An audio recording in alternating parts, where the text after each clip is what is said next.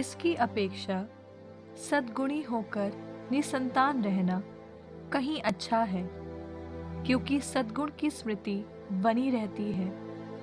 ईश्वर और मनुष्य दोनों उसका सम्मान करते हैं। जब तक सद्गुण विद्यमान है, लोग उसका अनुसरण करते हैं। जब वह चला जाता है, तो लोग उसकी अभिलाषा करते हैं। परलोक में उसकी शोभा यात्रा मनाई जाती है, जिसमें वह विजय का मुकुट पहनकर चलता है, क्योंकि उसे अविनाशी पुरस्कारों की प्रतियोगिता में सफलता मिली है। किंतु दुष्टों की बहुसंख्यक संतति व्यर्थ होगी।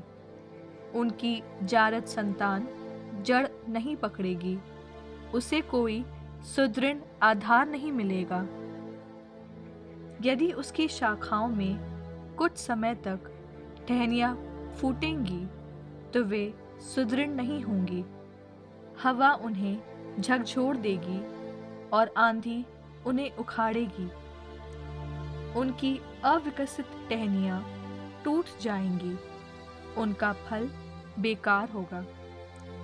वह इतना कच्चा होगा कि खाया नहीं जा सकता, वह किसी काम का नहीं होगा। जांच होने पर जारद संतान अपने माता पिता की दुष्टता का साक्ष्य देती है।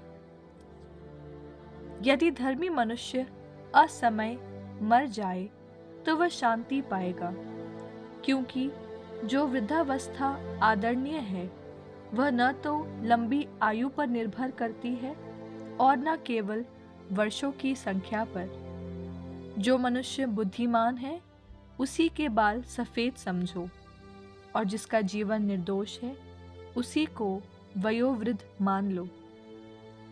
ईश्वर उस पर प्रसन्न था और उससे प्यार करता था, इसीलिए ईश्वर ने उसे पापियों के बीच में से उठा लिया। वह इसलिए उठा लिया गया कि कहीं उसकी बुद्धि का विकार न हो जाए और कपट उसकी आत्मा को नहीं बहकाए, क्योंकि बुराई का सम्मोहन भलाई को धुंधलाता है और लालच की तीव्रता सरल हृदय को दूषित करती है। वह थोड़े समय में पूर्ण बनकर लंबी आयु तक पहुंच गया है। उसकी आत्मा प्रभु को प्रिय थी, इसलिए प्रभु ने उसे शीघ्र ही चारों ओर की बुराई में से निकाल लिया है। लोग यह बात देखकर नहीं समझे।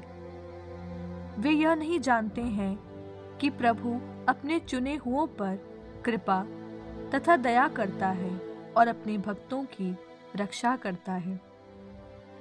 मरने वाला धर्मी जीवित रहने वाले दुष्ट को दोषी ठहराता है, और शीघ्र पूर्णता प्राप्त करने वाला नवयुवक दुष्ट की लंबी आयु पर दोष लगाता है। लोग ज्ञानी की मृत्यु देखेंगे, किंतु वे उसके विषय में ईश्वर का प्रयोजन नहीं समझेंगे और यह भी नहीं कि ईश्वर ने उसे क्यों सुरक्षित रखा। वे यह देखेंगे और उसकी उपेक्षा करेंगे, किंतु प्रभु उनका उपहास करेगा। बाद में वे तिरस्कृत शव बनेंगे और मृतकों में सदा के लिए निंदा के पात्र होंगे। प्रभु उन्हें टुकड़े टुकड़े कर देगा और वे एक शब्द भी नहीं बोल पाएंगे। वह उन्हें उखाड़ कर फेंक देगा, उनका सर्वनाश किया जाएगा। उन्हें दुख भोगना पड़ेगा और उनकी स्मृति तक शेष नहीं रहेगी। जब उनके पापों का लेखा लगाया जाएगा, तो वे डरते कांपते आएंगे।